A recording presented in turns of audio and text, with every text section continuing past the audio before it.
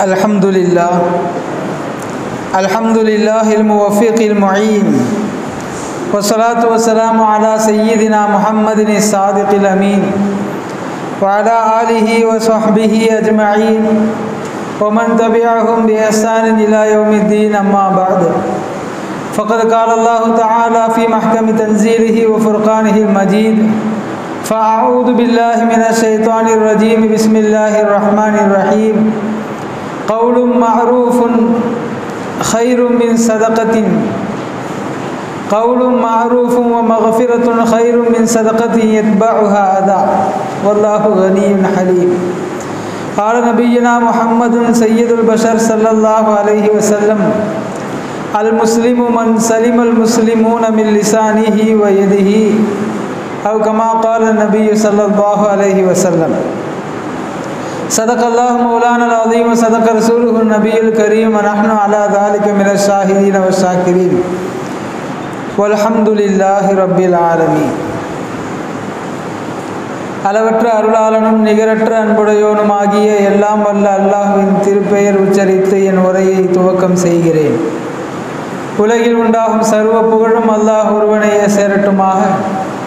அவனது சாந்தியும் சமாதானமும் கருணையும் ஈடேற்றமும் அகிலத்தின் அருட்கொடையாக வந்துதித்த அண்ணல் எம்பெருமான் ரசூலுல்லாஹி ஸல்லல்லாஹு அலைஹி வஸல்லம் அன்னவர்கள் மீதும், அன்னாரின் வழி நடந்த உத்தம சத்திய சஹாபாக்கள், தாபிஈன்கள், தபஉ தாபிஈன்கள், நாதாக்கள், நல்லவர்கள், அவுலியாக்கள், இமாம்கள், குறிப்பாக சிறப்பான இச்சபையில் ஒன்று சேர்ந்திருக்கக்கூடிய மேலும் வரவிருக்கக்கூடிய நம் அனைவர் மீதும் அனைவரது குடும்பத்தார் மீதும் என்றென்றும் நிறைவாக நிலவட்டுமாக. ஆமீன்.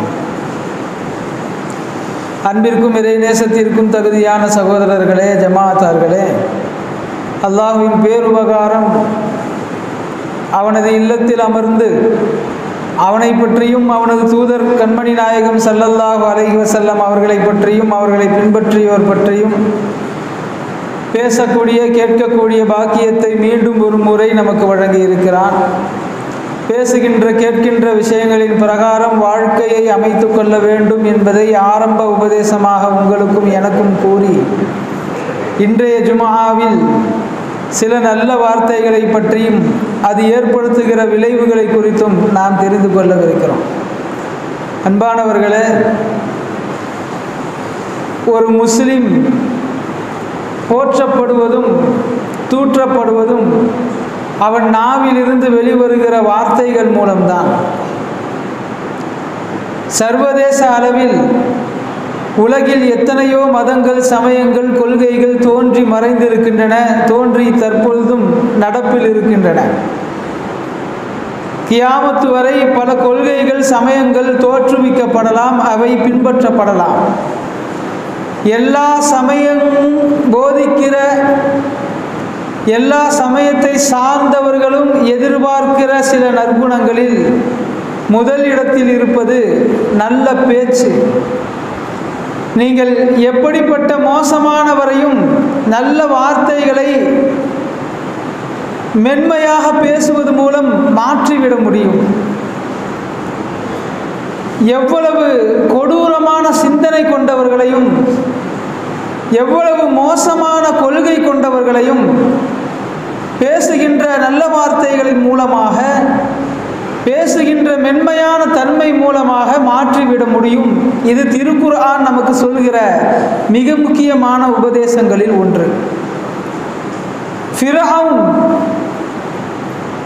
தன்னை இறைவன் என்று சொல்லிக் கொண்டிருந்த போது, மக்களை எல்லாம் அடிமைப்படுத்தி வைத்திருந்த போது, அவனிடத்தில் சென்று அல்லாஹ் மட்டுமே இறைவன், நான் அவனது திருத்தூதர், நான் சொல்கிற பிரகாரம் மனிதர்கள் அனைவரையும் சமத்துவமாக நடத்தி நீங்கள் ஆட்சி செய்யுங்கள் என்கிற அழைப்பு பணியை அல்லாஹ் தஆலா மூசா அலைஹிஸ்ஸலாத்து வஸ்ஸலாம் அவர்களுக்கு பணித்த போது சொன்ன வார்த்தை திருக்குர்ஆனில் பதிவு செய்யப்பட்டிருக்கிறது.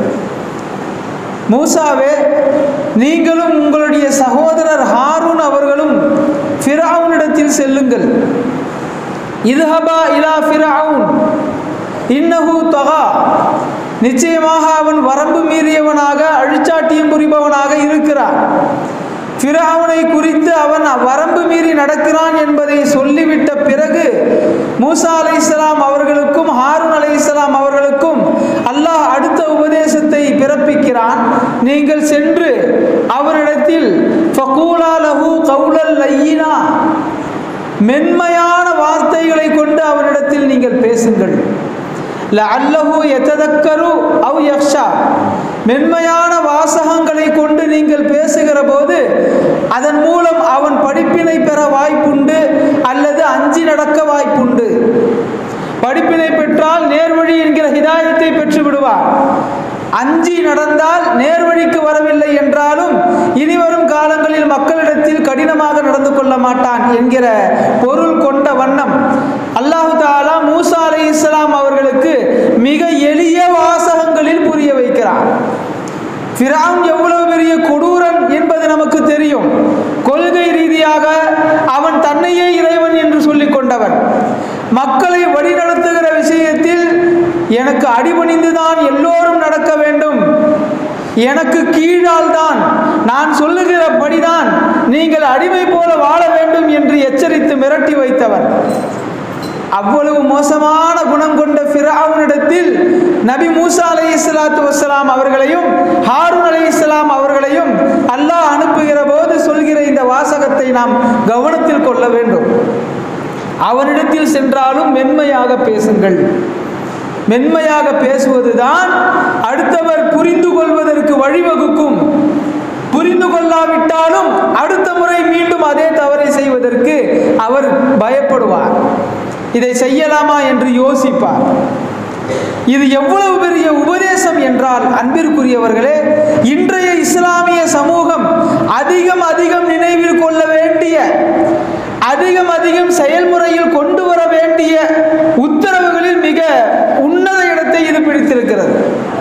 நாம் பேசுகிற பேச்சுக்கள், நாம் எடுத்து பேசுகிற விஷயங்கள், அதை அடுத்தவர்களிடத்திலே சொல்லுகிற போது பிரயோகப்படுத்துகிற வார்த்தைகள், அந்த வார்த்தைகளை பேசுகிற போது நாம் கொண்டிருக்கக்கூடிய போங்கு, லாங்குவேஜ் ஸ்லாங் என்று சொல்வார்கள், இவையெல்லாம் கனிவானதாக மென்மையானதாக இருக்கிற போதுதான் அது தீர்வை தரும். நமக்கு பிடிக்காத காரியம் சமுதாயத்தில் நடக்கிறது என்றால் அதை தடுப்பதற்குத்தான் நாம் முயற்சி செய்ய வேண்டுமே ஒழிய அதை செய்பவர்களை தூற்றுவது, அவர்கள் மீது ஆதங்கப்படுவது, அவர்களுக்கு கண்டனம் தெரிவிப்பது, அவர்களை இழிவார்த்தைகளை கூறி பேசுவது, இதுவெல்லாம் பிரச்சனைகளுக்கு தீர்வை தராது. வேண்டுமானால் நம்முடைய உள்ளத்தில் உள்ள கோபத்தை தீர்த்து கொள்ளலாம், நம்முடைய உள்ளத்தில் உள்ள ஆதங்கங்களை திட்டிக் கொள்ளலாம். அதனால்தான் மருத்துவர்கள் சொல்லுகிறார்கள், உங்களுக்கு பிறந்த குழந்தையை நீங்கள் வளர்க்கிற போது, அவர்கள் செய்கிற தவறுகளை நீங்கள் திருத்த நினைக்கிற போது கூட பாசிட்டிவ் வேர்ட்ஸ் உபயோகப்படுத்துங்கள், மென்மையான வார்த்தைகளை நீங்கள் உபயோகித்து பேசுங்கள், நேர்மறையான வார்த்தைகளை அவர்களிடத்தில் பேசுங்கள், எதிர்மறையான வாசகங்களை உபயோகிக்காதீர்கள் என்று சொல்கிறார்கள். சைக்கிள் ஓட்டுகிற போது மெதுவாக ஓட்டி பழகு, இப்படி சொல்ல வேண்டும். வேகமாக ஓட்டினால் விபத்து நடந்துவிடும், கை கால் முறிந்துவிடும், உயிர் போய்விடும். இதை கொண்டு உங்களுடைய பிள்ளைகளை நீங்கள் பக்குவப்படுத்த நினைக்காதீர்கள். மெதுவாக ஓட்டி பழகு, அதுதான் உனக்கும் பாதுகாப்பு. சாலையில் நடந்து செல்லுகிற மனிதர்களுக்கும் ஜீவராசிகளுக்கும் அது பாதுகாப்பு. அதிவேகத்தை பயன்படுத்தாதே. இது போன்ற வாசகங்கள் எல்லாம் திரும்ப சொல்லி சொல்லி சொல்லி சொல்லி நாம் ஒரு கட்டத்தில் பொறுமை எல்லை மீறுகிற போது அவர்களுக்கு எச்சரிப்பதற்காக ஒரு முறை கண்டிப்போடு இதை சொல்லலாம். இதே வேகத்தில் போய்கொண்டிருந்தால் அது ஆபத்தாக முடிந்துவிடும், அது நல்லதில்லை என்கிற நெகட்டிவ் வேர்ட்ஸ் உபயோகப்படுத்தலாம். மிக அழகிய உபதேசம் இது. உலகில் எந்த சமயமும் இந்த கொள்கையை இவ்வளவு ஆணித்தரமாக மக்களிடத்தில் மீண்டும் மீண்டும் மீண்டும் பேசியது கிடையாது. மனிதனுக்கு இருக்க வேண்டிய அடிப்படை தகுதிகளில் ஒன்று அவன் தான் பேசுகிற வார்த்தைகள் என்ன என்பதை கவனித்து பேச வேண்டும். நாம் பேசுகிற வார்த்தையை வைத்து நாம் எத்தகைய குணமுடையவர்கள் என்பதை அடுத்தவர்கள் எடை போட்டு விட முடியும். நாம் பேசுகிற வார்த்தையை வைத்து இவர்களுடைய குடும்ப பாரம்பரியம் எப்படிப்பட்டது என்பதை அடுத்தவர்கள் விளங்கிவிட முடியும். நாம் பேசுகிற வார்த்தைகளை வைத்து இவர் பின்பற்றுகிற மார்க்கம், மதம், சமயம் எப்படிப்பட்டது என்பதை அடுத்தவர்கள் எடை போட்டு விட முடியும். நாம் பேசுகிற வார்த்தைகளை வைத்துதான் நமது நட்பு வட்டாரம் விரியும்.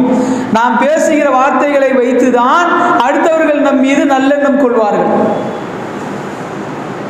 எல்லாவற்றிற்கும் ஆணித்தரமானது, அஸ்திவாரமானது நாம் பேசுகிற பேச்சுக்கள்.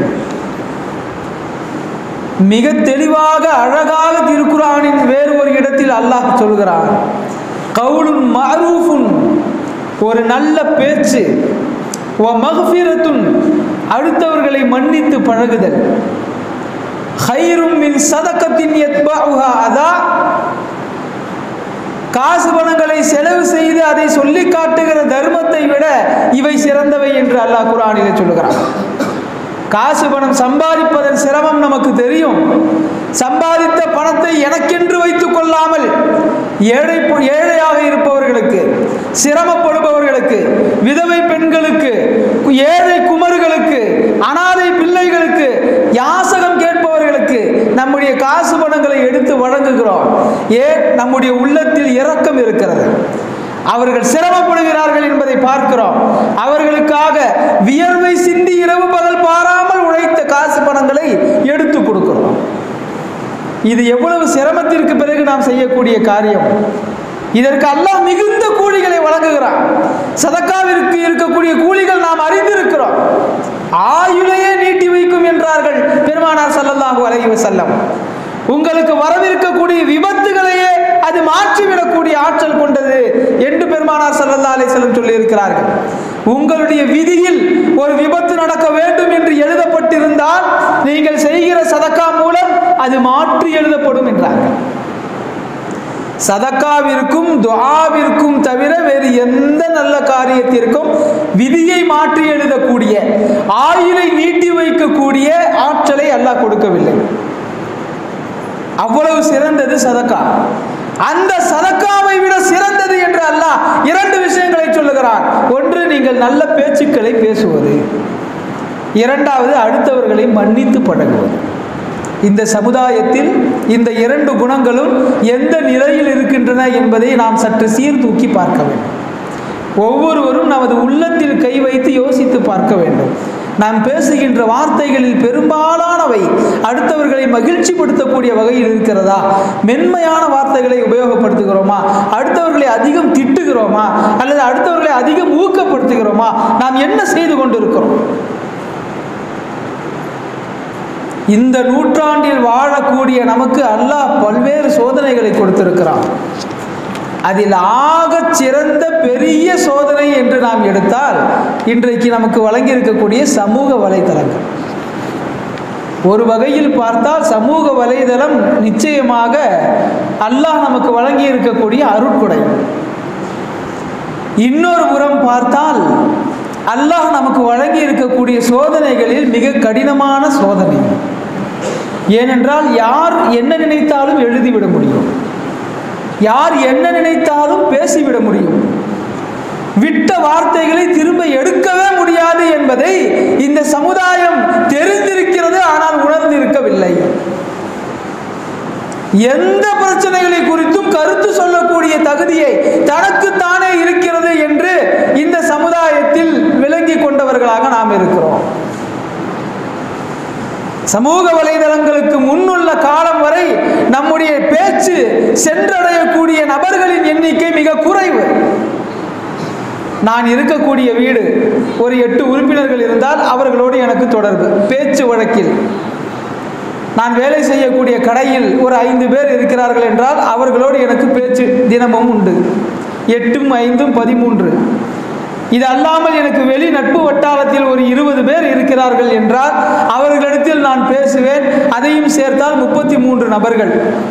இது அல்லாமல் வெளியூர்களுக்கு செல்லுகிற போது அறிமுகம் இல்லாத புது நண்பர்கள், பேருந்தில் பயணிக்கிற போது நாம் புதிதாக பேசுகிற மனிதர்கள், வெளியூர்களுக்கு செல்லுகிற போது அங்கே பேசுகிற மனிதர்கள், இதையெல்லாம் நீங்கள் கணக்கெடுத்து பார்த்தால் ஒரு மனிதன் 100 நபர்களிடத்தில் தனது பேச்சு தொடர்பை வைத்துக் கொண்டால் அதிகம் என்று இருந்தது. ஆனால் இப்பொழுது அப்படி அல்ல. சமூக வலைதளங்களில் நீங்கள் கருத்தை வெளியிட்டால் அதை பார்க்கிற, விரும்புகிற, அதற்கு பின்னூட்டம் விடுகிற எல்லோருடனும் நாம் பேச்சு தொடர்பில் இருக்கிறோம். பொறுப்புகள் அதிகமாகி இருக்கின்றன. நாம் பேசுகிற பேச்சுக்கான பொறுப்பு எவ்வளவு கனமானது என்பதை கண்மணி நாயகம் ஸல்லல்லாஹு அலைஹி வஸல்லம் அவர்களுடைய ஒரு நபிமொழியிலிருந்து நாம் விளங்க முடியும். மிக சுருக்கமாக சொன்னார்கள், யார் இரண்டு உதடுகளுக்கு மத்தியில் இருக்கக்கூடிய நாவையும் இரு தொடைகளுக்கு மத்தியில் இருக்கக்கூடிய மர்மஸ்தானத்தையும் தவறுகள் செய்யாமல் பார்த்து கொள்வாரோ அவர் சொர்க்கம் செல்வதற்கு நான் பொறுப்பு என்றார்கள் கண்மணி நாயகம் ஸல்லல்லாஹு அலைஹி வஸல்லம் அவர்கள். ஒரு முஸ்லிம் சொர்க்கத்திற்கு செல்வதற்கு கொடுக்கப்படக்கூடிய வாய்ப்பு ரொம்ப சுருக்கமானது. அதிக சிரமப்பட தேவையில்லை. நம்முடைய நாவை தற்காத்து கொள்ள வேண்டும். தேவையில்லாத வார்த்தைகள் பேசுவதை விட்டோம். நம்முடைய மர்ம உறுப்பை நாம் பாதுகாத்துக் கொள்ள வேண்டும். இந்த ஹதீஸை ஆய்ந்து நமக்கு அறிவுரை சொல்லக்கூடிய இமாம்கள் சொல்லுகிறார்கள், மனிதர்களில், முஸ்லிம்களில் பெரும்பாலானவர்கள் இரு தொடைகளுக்கு மத்தியில் உள்ள மர்ம உறுப்பை வைத்து தவறு செய்வது குறைவு. சமுதாயத்தில் எத்தனை பேர் விபச்சாரம் செய்து கொண்டிருக்கிறார்கள்? ரொம்ப குறைவு. நீங்கள் குறிப்பிட்டு சொல்லிவிட முடியும். எண்ணிக்கைக்குள் அடங்குகிற வகையில் தான் நாம் அந்த பாவங்களை செய்கிறோம். அதுவே இரு உதடுகளுக்கு மத்தியில் இருக்கக்கூடிய நாவை வைத்து செய்யப்படுகிற பாவங்களை நீங்கள் கணக்கிட்டால் அந்த பாவத்தை செய்யாமல் இருப்பவர்களைத்தான் நாம் விரலிட்டு எண்ணிக்கைக்குள் கொண்டு வர முடியும். ஏனென்றால் ஒவ்வொருவருமே அந்த விஷயத்தில் கவனம் இல்லாதவர்களாக இருக்கிறோம். ஒருவரை ஒருவர் கவனித்து அவர்கள் பேசுகிற வார்த்தைகளில் மோசமானவையின் அளவு வித்தியாசப்படலாம். சிலர் ஒரு நாளைக்கு 100 விஷயங்கள் பேசுகிறார்கள் என்றால் 2-3 விஷயங்கள் புறமாக, அவதூறாக, அடுத்தவர்களை பற்றி தேவையில்லாத விஷயங்களை பேசுவார்கள். சிலர் பாதிக்கு பாதி பேசுவார்கள். அதிக வேலை இல்லாத சிலர் அடுத்தவர்களை பற்றி பேசுவதையே பிரதானமாக வைத்திருப்பார்கள். அவர்கள் பேசுகிற 100 விஷயங்களில் 10 விஷயங்கள் மாத்திரமே நல்லவையாக இருக்கும், சமூகத்திற்கு தேவையானவையாக இருக்கும், குடும்பத்தை சீர்திருத்துகிற வழியில் இருக்கும்.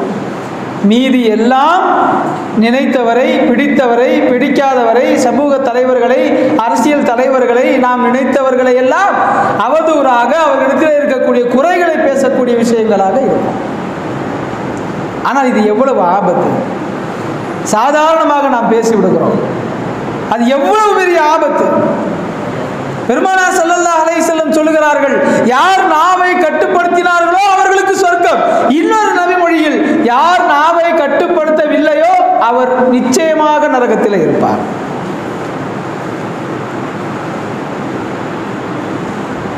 நம்முடைய பார்வையில் நடக்கிற விஷயங்களைத்தானே நான் பேசுகிறேன். இந்த மனிதர் இந்த தப்பு செய்தார், அதைத்தானே நான் வெளியே சொன்னேன். இல்லாததையா பேசிவிட்டேன் என்று நினைக்கலாம். ஆனால் இமாம்கள் சொல்லுகிறார்கள், இந்த நாவு கட்டுப்பாடு இல்லாத வரக்கூடிய வார்த்தைகளுடைய வீரியம் என்னவென்றால், இது முதலில் அவனை பொய்யனாக்கும். அடுத்தவர்களுடைய தவறை பற்றித்தான் பேசுகிறேன், நடந்ததைத்தான் பேசுகிறேன் என்று பேச ஆரம்பிக்கும் இவன் நடக்காதவை பற்றியும் பேச ஆரம்பிப்பான். உறுதியில்லாத, ஆதாரம் இல்லாத சொல்லப்பட்ட தகவல்களை உறுதியான தகவல்கள் போல பேச ஆரம்பித்தான். இது அப்படியே அவனை முதலில் பொய்யனாக்கும். பொய்யன் என்ற அந்தஸ்தில இருந்து அடுத்தவர்களை பற்றி பேசி பேசி பேசி அவனை நயவஞ்சகன் என்கிற முனாஃபிக் ஆக்கும். அவனுடைய 3வது நிலை, முஸ்லிமாக இருந்தால் அவதூறுகள் புறம் பேசி பேசி பொய்யனாக மாறினான். அடுத்தவர்களை பற்றி பொய் பேசி பேசி முனாஃபிக் ஆகுவார். முனாஃபிக் என்றால் நயவஞ்சகன். முஸ்லிமாகத்தான் இருப்பார், சமயங்களில் தொழக்கூடியவராகவும் இருப்பார். அடுத்தவர்களை பற்றி பேசுகிற அந்த புறம், அந்த தேவையில்லாத வார்த்தைகளில் அவர் கிடைத்த இன்பம் முஸ்லிம்கள் அல்லாதவர்களா, நல்லவர்களா, நல்லவர் அல்லாதவர்களா என்பதை எல்லாம் யோசிக்காமல் சகட்டு மேனிக்கு பேச பழக்கிவிடும்.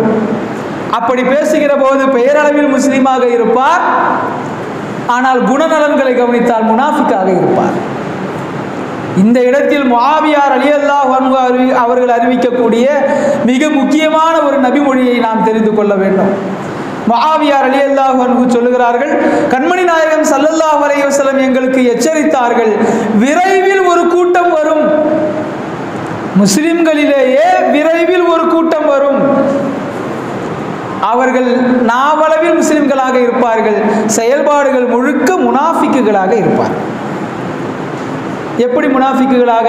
தன்னை முஸ்லீம் என்று சொல்வார், தன் பெயரை முஸ்லிமான பெயரை சொல்வார், நான் தொழுகிறேன் என்று சொல்வார், தொழுது காட்டுவார், எல்லாம் இருக்கும். ஆனால் அடுத்தவர்களை பற்றிய மரியாதை இருக்காது.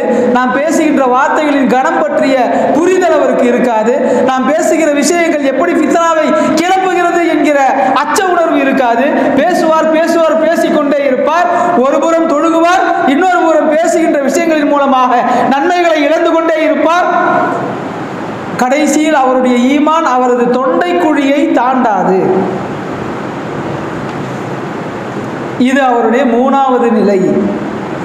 4வது நிலை, அவர் தீர்க்கமான நரகத்தின் கடைசி படித்தட்டில் சென்று சேர்வார். முஸ்லிமாக இருந்து பொய்யனாக மாறி முனாஃபிக்காக அடுத்த கட்டத்திற்கு சென்று இறுதியில் நரகின் அடித்தட்டில் சென்று சேர்வார். திருக்குர்ஆனில் அல்லாஹ் இதை பதிகிறார், இன்னல் முனாஃபிகீன ஃபி தர்கில் அஸ்ஃபலி மினன் நார். அல்லாஹ்வை ஏற்றுக்கொள்ளாத காஃபிருக்கு கூட, அல்லாஹ்வையும் ஏற்று மற்ற தெய்வங்களையும் ஏற்றுக்கொண்ட முஷ்ரிக்குகளை விட முனாஃபிக்குகளை தான் நரகத்தின் அடித்தட்டில் போடுவேன் என்று அல்லாஹ் குர்ஆனில் சொல்கிறான். நாம் யோசித்து பார்க்க வேண்டும். அல்லாஹ்வையே இல்லை என்று சொல்லவனுக்கு கொடுக்கப்படக்கூடிய தண்டனையை விட அல்லாஹ்வை ஏற்றுக்கொண்டிருந்தாலும் நயவஞ்சகத்தனத்தோடு வாழ்ந்த மனிதனுக்கு தண்டனை அதிகம். ஏன் அல்லாஹ் இப்படி கொடுக்கிறான்? அவனை மறுத்தவனுக்குத்தானே முறைப்படி அதிகமான தண்டனை கொடுத்திருக்க வேண்டும். அல்லாஹ் அதை ஏன் இவ்வளவு தூரம் வெறுக்கிறான், ஏன் விரும்புவதில்லை என்றால், அன்பிற்குரியவர்களே, அடுத்த மனிதர்களுடைய மனதை உடைத்து விட்டு சமுதாயத்தில் ஒரு களங்கத்தை ஏற்படுத்திவிட்டு ஒருவர் அல்லாஹ்வின் பொருத்தத்தை பெறவே முடியாது. அதைத்தான் பெருமானார் ஸல்லல்லாஹு அலைஹி வஸல்லம் அவர்கள் ஒரு ஹதீஸில் மிக தெளிவாக, பச்சிளம் குழந்தையின் உள்ளத்தில் கூட மிக சுலபமாக பதிவது போல ஒரு ஹதீஸ் சொன்னார்கள். நீங்கள் உங்கள் வார்த்தையின் மூலமாக, செயல்பாடுகளின் மூலமாக அடுத்த முஃமினுடைய உள்ளத்தை நோவினைப்படுத்துவது காபத்துல்லாவை இடித்து தள்ளுவதற்கு சமம் என்று சொன்னார்கள். எவ்வளவு பாரதூரமான ஒரு உதாரணத்தை பெருமானார் ஸல்லல்லாஹு அலைஹி வஸல்லம் கூறியிருக்கிறார்கள். எப்போதும் மென்மையான பேச்சு பேசக்கூடிய முஹம்மது ஸல்லல்லாஹு அலைஹி வஸல்லம், எப்போதும் நளினமான முறையில் உபதேசம் வழங்கக்கூடிய பெருமானார் ஸல்லல்லாஹு அலைஹி வஸல்லம் அவர்கள், எப்போதும் அழகிய உதாரணங்களை கூறக்கூடிய பெருமானார் ஸல்லல்லாஹு அலைஹி வஸல்லம் அவர்கள் இந்த நாவை பேணுகிற விஷயத்தில் மட்டும்தான் கடினமான உதாரணத்தை சொல்கிறார். இப்படி ஒரு உதாரணம் சொல்ல வேண்டுமா என்று நமக்கு உள்ளத்தில் அச்சம் எழலாம். ஒரு முஃமினுடைய உள்ளத்தை நோகடிப்பது காபாவை இடிப்பதற்கு சமம். அதுக்கு மற்ற உதாரணங்களை சொல்லி இருக்கலாமே. நாயகம் காபத்துல்லாவை இடிக்கிறது யார் சொல்லணும்? காபத்துல்லாவை இடிக்கிறது அவ்வளவு ஈஸியா, சுலபமா? யாரேனும் அப்படி செய்து விட்டால் நம்மால் தாங்க முடியுமா? உள்ளம் கொந்தளிக்காதா? அதிர்ச்சியினால் உயிரோடு இருப்போமா இல்லையா? பாபரி மஸ்ஜித் இடிக்கப்பட்ட போது இப்போது வரை அந்த செய்தியை அதிர்ச்சியோடு கேட்டவர்களுடைய உள்ளத்தில் ஆறாத ரணம் இருக்கும். நாங்கள் எல்லாம் அந்த நேரத்தில் விவரம் அறியாத சிறுவர்கள். 4 வயது எனக்கு அப்போது நமக்கு தெரியாது. நாம் வாலிப பருவம் அடைந்ததற்கு பிறகுதான் அதை கேட்டு அறிந்தோம். நமக்கு ஏற்பட்டு இருக்கக்கூடிய வழியே இன்றைக்கு வரைக்கும் மாறாது. அப்படி என்றால் அந்த சம்பவம் நடந்த போது அந்த செய்தியை கேட்டு அதிர்ச்சி அடைந்தவர்களுக்கு உள்ளம் இப்போது வரை எப்படி ரணமாக இருக்கும்? ஒரு மஸ்ஜித், சாதாரண ஒரு மற்ற நாட்டில் இருக்கக்கூடிய மஸ்ஜித் இடிக்கப்பட்ட போதே இவ்வளவு தாக்கம் ஏற்பட்டது என்றால், அன்பானவர்களே, காபத்துல்லாவை இடிக்கப்பட்டதாக ஒரு கற்பனை செய்து பாருங்கள். அதைத்தான் பெருமானார் ஸல்லல்லாஹு அலைஹி வஸல்லம் இந்த உதாரணத்தின் மூலம் நமக்கு எடுத்துரைக்கிறார்கள். அடுத்தவர்களுடைய மனதை நோவினைப்படுத்துவது ஒன்றும் அவ்வளவு சாதாரணம் அல்ல. இன்றைக்கு சகஜமாக நிறைய பேர் வார்த்தைகளை விடுகிறார்கள், ரொம்ப சுலபமாக அடுத்தவர்களை தாக்கி பேசி விடுகிறார்கள். அதிலும் குறிப்பாக மார்க்கம் சார்ந்த விஷயங்களில் நாம் பேசுகிற ஒவ்வொரு பேச்சும், நாம் எழுதுகிற ஒவ்வொரு எழுத்தும் மிக நுண்ணியமாக கவனிக்கப்படுகின்றன. சிபிசிஐடினால இல்ல, மலக்குகளால் நான் சொல்லுகிறேன். வெகு சுலபமாக இன்றைக்கு சமுதாயத்தில் நீ முஸ்லீம் அல்ல என்று சொல்லக்கூடிய ஃபத்வா கொடுக்கக்கூடியவர்கள் அதிகமாகிவிட்டார். எல்லாவற்றிற்கும் நானும் கருத்து சொல்வேன் என்று நினைப்பவர்களாக நாம் மாறிவிட்டோம். ஞாபகம் வைத்துக் கொள்ள வேண்டும், அரசியலை பற்றி ஒரு புரிதல், ஒரு சர்ச்சை வருகிறது என்றால் அரசியலில் அனுபவம் உள்ள, படுத்த அனுபவம் உள்ள தலைவர்கள் இங்கே இருக்கிறார்கள், அவர்கள் பேசட்டும், நாம் கேட்க வேண்டும். ஷரியத்தில் ஒரு சர்ச்சை வருகிறதா, ஆலிம்கள் பேசுவார்கள், நாம் கேட்க வேண்டும். ஏதாவது ஒரு சர்ச்சை என்றால் அன்பிற்குரிய சகோதரர்களே, நாம் ரொம்பவும் கவலைப்படுகிறோம். நினைத்தவர்கள் எல்லாம் எழுதி கொண்டிருக்கிறார்கள். ஒரு தரப்பு இன்னொரு தரப்பை மிக சுலபமாக நீங்கள் நரகவாதிகள் என்று சொல்லுகிறார். ஒரு தரப்பு இன்னொரு தரப்பை எந்த விதமான காரணங்களையும் ஆராயாமல், நான் இன்னமும் கொஞ்சம் தெளிவாக பேச ஆசைப்படுகிறேன். தர்கா ஜியாரத்தை விரும்பி செய்பவர்களை இன்னொரு தரப்பு மிக சுலபமாக, நீங்கள் எல்லாம் இணை வைத்து விட்டீர்கள், நீங்கள் எல்லாம் அங்கே இருக்கக்கூடிய அவுலியாக்கள் இடத்துல கேட்டு விட்டீர்கள், அல்லாஹ்விடத்தில் மட்டும்தான் கேட்க வேண்டும், நீங்கள் தர்காவில் போய் கேட்டு விட்டீர்கள். என்றைக்காவது நாம் தர்காவில் உள்ள இறைநேசர்களை இறைவன் என்று சொல்லி இருக்கிறோமா? இல்லை யாராவது ஒரு முஸ்லீம் அப்படி சொல்லத்தான் முடியுமா? பெருமானார் ஸல்லல்லாஹு அலைஹி வஸல்லம் அவர்களை கூட ஒருவன் இறைவன் என்று நினைக்கவே முடியாது. நினைத்திருக்கிறோமா என்றைக்காவது? பெருமானார் இறை தூதர் என்று தான் சொல்லுகிறோம், திரு தூதர் என்று தான் சொல்லுகிறோம். எவ்வளவுதான் பெருமானாரின் மீது மதிப்பும் அன்பும் நேசமும் கொண்டிருந்தாலும் பெருமானாரை இறைவன் ஸ்தானத்தில் ஒரு முஸ்லிம் வைக்க முடியுமா? முதலில் அது முடியவே முடியாது. அல்லாஹ்விற்கு இறையாக ஒரு முஸ்லிம் எந்த பொருளையும் அந்த இடத்தில் வைத்து துஆ கேட்கவே மாட்டான். ஆனாலும் சில செயல்பாடுகளின் மூலமாக அவன் இணை வைப்பது போன்ற காரியங்களில் ஈடுபடுகிறான். தர்காக்களில் சென்று சஜிதா செய்கிறார்கள், நாமே தடுக்கத்தான் செய்கிறோம்.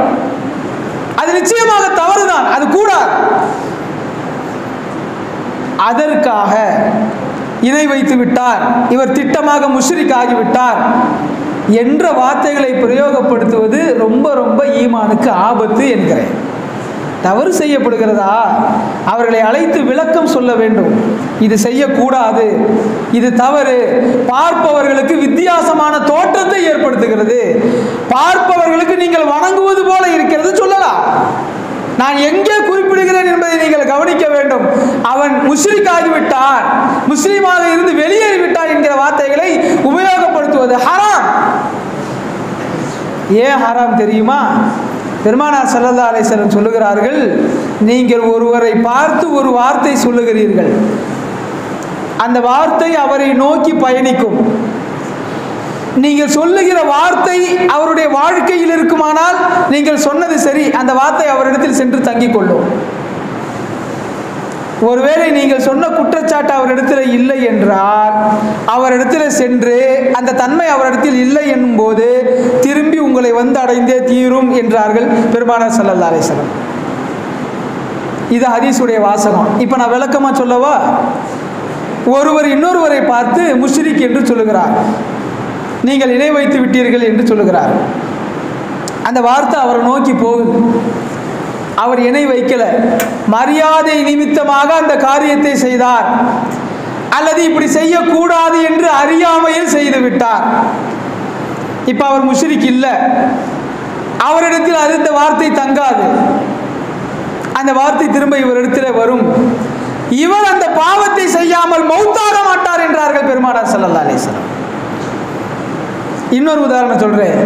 ஒருவர் தவறு செய்தார், அந்நிய பெண்ணோடு ஒரு தொடர்பில் இருந்தார், அந்நிய பெண்ணை அவருடைய வாகனத்தில் வைத்து ஊர் சுற்றி கொண்டிருந்தார், அந்த பெண்ணோடு தொலைபேசியிலே பேசி கொண்டிருந்தார், எல்லாம் செய்தார், விபச்சாரம் மட்டும் செய்யல. உதாரணத்திற்கு நான் சொல்லுகிறேன், உடல் ரீதியான இணைவில் மட்டும் அவர்கள் செயல்படலை, மீது எல்லா தவறையும் செய்திருக்கிறார். இவரை பார்த்து ஒருவர் இவர் விபச்சாரம் செய்து விட்டார் என்று சொல்றார் அப்படின்னா, இவர் சொன்ன இந்த வார்த்தை இருக்கிறதே அவரை நோக்கி செல்லும். ஒருவன் முழுமையான விபச்சாரம் செய்தவனாக எப்போது ஆகுவான்? அந்த பெண்ணோடு உடல் ரீதியாக இணைந்திருக்க வேண்டும். அது வரைக்கும் அவர் செய்கிற பாவங்களுக்கு தண்டனை உண்டு, அது வேற விஷயம். அதை அனுமதிக்கிறோன்னு அர்த்தம் இல்லை. அவர் செஞ்ச அது வரைக்கும் அவர் செஞ்சுட்டு இருக்க பாவம்லாம் சின்ன சின்ன பாவம். அந்நிய பெண்ணோட பேசிக்கிட்டு இருக்காரு, தவறு தான். அவங்களோட ஒட்டுக்கா சுற்றுறாரு, தவறு தான். பெண்ணை தொடுறாரு, தவறு தான். ஆனால் விபச்சாரம் என்பது எப்போது ஏற்படும் என்றால் உடல் ரீதியாக 2 பேரும் இணைய வேண்டும். இப்போ இணையலை, ஆனால் அவர் அவசரப்பட்டு விபச்சாரம்னு சொல்லியாச்சு. இப்போ அந்த வார்த்தை அங்கே போகும். அவர் அதற்கு தகுதி இல்லாதவர், ஏன்னா இன்னும் விபச்சாரம் பண்ணலை. தகுதி இல்லாதவர் என்கிற போது அந்த வார்த்தை நிச்சயமாக சொன்னவரின் பால் திரும்பி வரும். திரும்பி வரும்னா என்ன அர்த்தம் தெரியுமா? இவரை விபச்சாரம் செய்ய வைக்காம அல்ல மௌத்தாக்க மாட்டான். நாம் நினைக்கலாம், அப்படிப்பட்ட எண்ணம்லாம் எனக்கு எப்பவுமே இருந்ததே இல்லை, என் மனைவியை தவிர நான் யாரையும் பார்த்ததில்லை, திருமணத்திற்கு முன்னால் என்னுடைய சமூகத்தில் வாழுகிற எல்லா பெண்களையும் என் சகோதரியாக தாய்மாராகத்தான் நான் பார்த்தேன், கல்யாணத்திற்கு முன்னோ பின்னோ எனக்கு அந்த எண்ணமே ஏற்பட்டதில்லை என்ற நிலையில் உங்களுடைய ஈமான் இருந்தாலும் நீங்கள் உபயோகப்படுத்திய ஒரு வார்த்தை அது தகுதியானவரை சென்று அடைய வேண்டும். அடையவில்லை என்றால் சொன்னவரிடத்தில் வந்து அவரை தகுதியுடையவராக மாற்றிவிடும். எனவேதான் சொல்லுகிறேன், நாம் பேசுகிற வார்த்தைகளின் கனமறிந்து நாம் பேச வேண்டும். போகிற போக்கில் நாம் பேசுகிற வார்த்தைகள் எல்லாம் எல்லாரும் ஏத்துக்கிறாங்க, நான் பேசுறதை ரசிக்கிறாங்க, அதுக்காகவெல்லாம் அந்த வார்த்தைகள் அல்லாஹ்விடத்தில் கபூலியத்தை பெறாது. இன்னமும் நான் எச்சரித்து சொல்வதானால், நாம் பேசுகிற வார்த்தைகளின் மதிப்பு எப்படிப்பட்டது என்றால், ஒரே ஒரு வார்த்தை, அந்த நல்ல வார்த்தை சொர்க்கம் வரை கொண்டு போய் சேர்க்கும். ஒரே ஒரு கெட்ட வார்த்தை, அந்த வார்த்தை நரகம் வரைக்கும் கூட கொண்டு போய் சேர்க்கும். ஃபிரௌன் அழிந்தான். அவன் ஏன் அழிந்தான் என்பதற்கு பல காரணங்களை தஃசீர் செய்பவர்கள் அடுக்குவார்கள். அதில் எல்லா இமாம்களும் சொல்கிற முதல் காரணம் என்ன தெரியுமா? ஃபிரௌன் எத்தனையோ அழிச்சாட்டியங்கள் பண்ணியிருக்கலாம், ஆனால் அல்லாஹ் அவனை வந்து இப்படி அழிச்சு உலகத்துக்கு ஒரு சாட்சியா வைக்கணும்னு எப்ப முடிவு பண்ணான்னா, ஃபிரௌன் சொன்ன ஒரு வார்த்தை, அன ரப்புக்குமுல் அலா, நான் தான் உங்களுக்கு எல்லாம் உயர்ந்த ரட்சகன். ஒரு மனிதன் நான் உயர்ந்தவன், மற்றவங்களை விட நான் படித்தவன், மற்றவங்களை விட நான் தொழுகிறவன், மற்றவங்களை விட நான் பேணுதல் உள்ளவன், மற்றவங்களை விட நான் சட்டங்களை ஃபாலோ பண்ணுறவன், இப்படியெல்லாம் வாசகங்களை சொல்லிட்டு வந்தால் அல்லாவுக்கு அப்பயும் கோபம் வரும். ஆனால் இது எல்லாம் சொன்ன போது ஃபிரௌன் அல்லாஹ் விட்டு வச்சான். ஹிதாயத்திற்கான கதவுகளை திறந்தே வைத்திருந்தான். நபியை அனுப்பி கொண்டே இருந்தான், போய் பேசுங்க, போய் பேசுங்க, போய் பேசுங்க. ஏன்? அவன் திருந்த இன்னமும் வாய்ப்பு இருக்கிறது. அப்படின்னா ஹிதாயத்துடைய கதவுகளை திறந்து வச்சிருக்கேன்னு தானே அர்த்தம். எப்போ அல்லாஹ் ஃபிரௌனை அழிச்சான், அன ரப்புக்குமுல் அலாங்கிற வார்த்தை பிடிக்கல. ஒரு வார்த்தை. ஃபிரௌனுடைய சம்பவம் மட்டும் இல்லை, காரூன் உலகின் பெரும் செல்வந்தன், அவன் நிறைய சம்பாதித்தான், வருட கணக்கில் ஜக்காத்தை கொடுக்காமல் தள்ளி வைத்தான், மக்கள் எல்லாம் எச்சரித்த போது கூட அவன் ஜக்காத் கொடுக்காமல் தள்ளி வச்சான். அப்பெல்லாம் கூட அல்லாஹ் கோபப்படலை. எப்போ கோபப்பட்டான்னா, இன்னமா ஊத்திதுஹு அலா இல்மின் இந்தி, நான் சம்பாதிச்சதெல்லாம் என் சொந்த அறிவை வச்சு சம்பாதிச்சதுன்னா அப்போ அல்லாஹ்வுக்கு கோபம் வந்தது. இனி இவன் திருந்துவதற்கு வாய்ப்பற்றவன் அல்லாஹ் முத்திரை குத்தினான். அவனுடைய அழிவையும் அல்லாஹ் உலகத்திற்கு அத்தாட்சியாக்கினான். பூமியில் புதைக்கப்பட்டான். இன்றைக்கு வரை பூமியிலேயே அவன் அழிக்கப்பட்டு இருக்கிறான் என்பது இஸ்லாம் கூறுகிற வரலாறு. எனவே அன்பானவர்களே, நாம் பேசுகிற வார்த்தைகள் விஷயத்தில் நமக்கு ரொம்ப கவனம். பெருமானார் ஸல்லல்லாஹு அலைஹி வஸல்லம் சஹாபாக்களை இது விஷயத்தில் தான் ரொம்ப ரொம்ப ரொம்ப பக்குவப்படுத்தினாங்க. எந்த வார்த்தையும் அது சாதாரணமாக நம்ம நினச்சிடக்கூடாது. அடுத்தவர்களை புண்படுத்திட்டா அதை விட நமக்கு கேவலம் எதுவுமே இருக்க முடியாது. அபூபக்கர் ரலியல்லாஹு அன்ஹு எப்போதும் கூழாங்கற்களை வாயில் போட்டு இங்கிட்டும் அங்கிட்டுமாக உருட்டி கொண்டே இருப்பார்கள் இல்லையா? கேட்கப்பட்டுச்சு, எப்போ பார்த்தாலும் வாயில் கல்லை போட்டு, நம்ம இப்போ பசங்கள்லாம் பபுள்காம் போட்டு மென்னுக்கிட்டே இருக்கிற மாதிரி எப்போ பார்த்தாலும் கூழாங்கற்களை வாயில் வச்சு நீங்கள் உருட்டிக்கிட்டே இருக்கிறீங்களே, என்னை அறியாமல் ஏதாவது வார்த்தை பேசிடுன்னு எனக்கு பயமாக இருக்குன்னா. எவ்வளோ பெரிய கட்டுப்பாடு! அந்த கட்டுப்பாட்டில் குறைந்த சதவிகிதமாக நம்ம இடத்துல வர வேண்டாமா? சமூக வலைதளங்களில் சரமாரி ஃபத்வாக்கள், நீ காஃபிர், நீ வஹாபி, நீ காஃபிர், நீ தப்லீக் ஜமாத், நீ அந்த ஜமாத், நீ இந்த ஜமாத். அன்பானவர்களே, நான் எந்த ஜமாத்தையும் சாடுவதற்காக நான் சொல்லவில்லை. நீங்கள் எந்த ஜமாத்தில் இருக்கிறீர்களோ இருந்து விட்டு போங்க. நான் சொல்லி உங்கள் கொள்கைகளை நீங்கள் மாற்றப் போவதும் கிடையாது, நீங்கள் சொல்லி நான் என் கொள்கையை மாற்றப் போவதும் கிடையாது. பேசுகின்ற வார்த்தைகளில் கவனம் கொள்ள வேண்டும். அது இல்லை என்றால் மொத்தமாக சர்வநாசம் அடைந்துவிடும்.